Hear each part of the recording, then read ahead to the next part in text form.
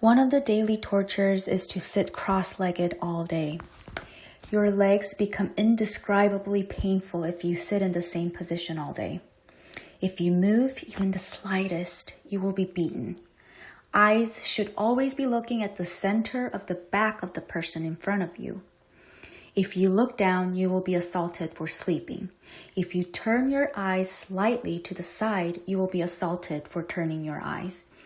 If you adjust your leg even a little to relieve pain, you will be assaulted. Even if you lift a finger, you will be assaulted. Despite those threats, I couldn't not move because I'm a human being. There were times when the guards struck my head with handcuffs just for moving, and I bled excessively. When I first walked into the cell, everyone was unable to move their left arm as if they had suffered a stroke. After a few days, I became like them. For shifting ever so slightly, the guards forced us to kneel and punched our left shoulders dozens of times as if they were breaking bricks. Some who couldn't stand the torture begged the guard, "Teacher, please hit the other shoulder," even though they knew they would only be hit more on the same shoulder. I couldn't take my pants off with my left hand when going to the bathroom, nor could I pick up a cup with the same hand for several months. Another torture involved us kneeling in front of the iron bars of the cell. The guard put his hand through the bars, grabbed the front part of our hair, and pulled as hard as possible toward the iron bars, smashing our face and head against them. Another common torture was having to stick both hands out of the cell bars and the guards hitting the fingers and the top of the hands continuously with an iron rod used to clean pistols. The fingers swelled instantaneously. Afterwards, you couldn't open or bend your hands for several days. Additionally, they had us in a squat position, lift our heels, and stay in the same position for hours. They didn't allow us to fully bend our knees or straighten them out. Eventually, our legs started to shake excessively before we finally fell over. When everyone in the cell is tortured this way, everyone limps. At any point while being tortured, if you moan in pain or cry, the guards beat you even more.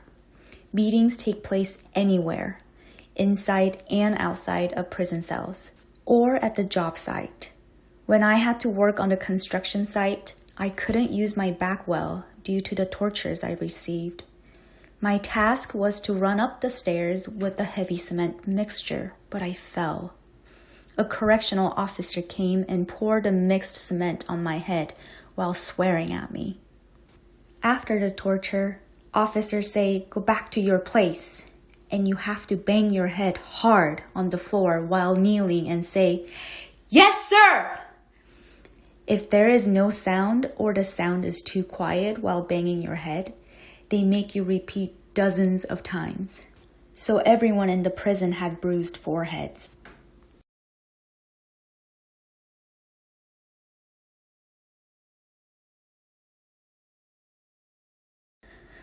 We were not human beings in there. We were beasts. We couldn't do anything as humans. First of all, we couldn't walk on two legs. We always had to walk on our knees in our cells. When we went to be tortured or to the bathroom, we had to walk on our knees. When we went out of the building, we had to bend our backs 90 degrees and walk while looking at the ground. We couldn't ever look forward or at the sky. They said, "Human beings walk on their feet and spread their backs to look at the sky. You criminals aren't humans, so therefore are not allowed to do what humans do." The next most painful thing was not being able to go to the bathroom. When we had to go to the bathroom, we raised our hands and asked the guard, "Correctional student, Do you permit me to urinate? And we had to ask at the top of our lungs with all of our might. If the guard on duty at the time was in a good mood, you might get permission on the first try. Such a day was a lucky day. But most of the time, they tried to harass us in every way. There were many days when I asked to go to the bathroom in the morning, but I didn't get permission until the evening. I was able to hold in feces, but it was really hard to hold in urine, so I went in my pants. Many prisoners ended up doing the same. The shame and humiliation I felt when I peed in my pants as an adult was indescribable. If we wanted to go to the bathroom at night, the guards had to unlock the cell door. Because they didn't want to wake up in the middle of the night, we had a plastic bucket in each cell. We used a container to relieve ourselves. In the morning, the container was filled halfway. I was tasked to empty the container every morning at the field. Walking was not permitted, so I sprinted to the field. The container didn't have a lid. When I ran with the half-filled container, the contents swished and splashed onto my clothes as well as my face and neck. I threw away the contents at the field, and I washed the container with bare hands in the cold winter with cold water. My hands were cracked and chapped, and fecal toxins spread through the cracked skin. My hands were swollen and so painful that I couldn't move them. Since there was no soap, I couldn't wash my hands, and I had to eat breakfast with dirty, smelly hands. I felt another deep humiliation when I was being transported to a different detention camp. I had to walk through the streets of the city with one handcuff on my wrist and the other on the wrist of another male prisoner. I was born in and have lived there my entire life. People stopped to watch us pass by, and many of them recognized me. The shame and humiliation I felt were indescribable. As I walked through the streets in handcuffs, I again thought to myself, this is hell. Also, once a month, they gathered citizens in the public square, and then handcuffed and transported us there. In a public meeting, we had to reveal everything about us, such as name, age, place of residence, crime, and so on. I felt inexpressible humiliation and mortification.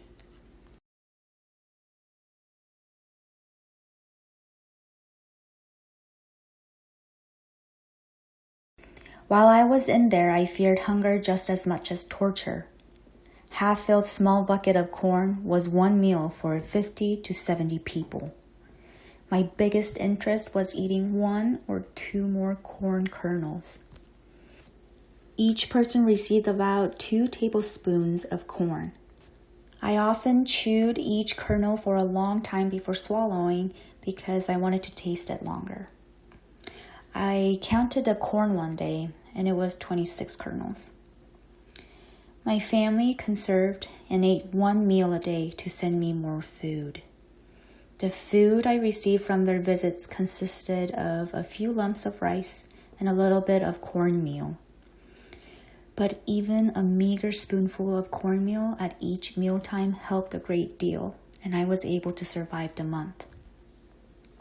However, to give the cornmeal and lumps of rice, they had to pay 20 to 50 yuan, which is Chinese currency, to the guards as a bribe, even though the food only cost about 5 to 7 yuan. Without the bribe, the food my family sent would not have gotten to me. My family chose to starve to pay for the bribe. One day, the long-awaited food arrived. My biggest concern was the food my family sent. However, the guard who was on duty that day ordered me to distribute all of my food to the prisoners in the cell. The food was for my survival, and it was also given to me by my family who sacrificed and starved themselves to pay for the bribes. Therefore, I cried and begged him to not do that. Then he punched my face and kicked me over and over as I laid there until he became exhausted. I felt so sorry for my family, and I just wanted to die.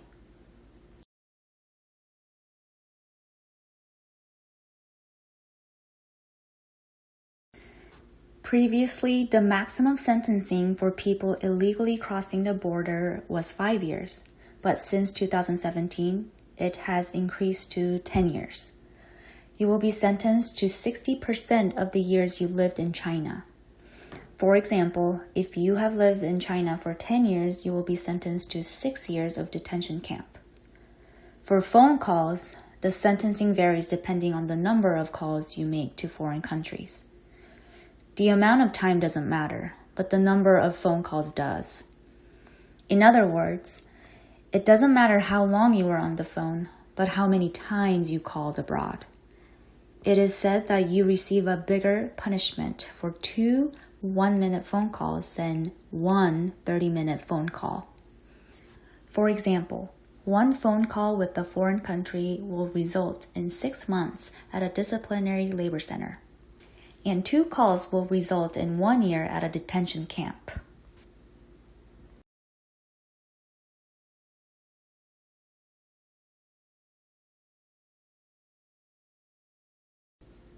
The biggest reason is that I brainwashed myself over and over into thinking that I was an animal rather than a human being.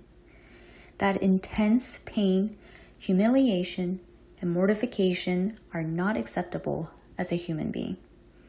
The moment I saw myself as a human being, the pain multiplied 100 or even 1,000 times, and it would have destroyed me completely.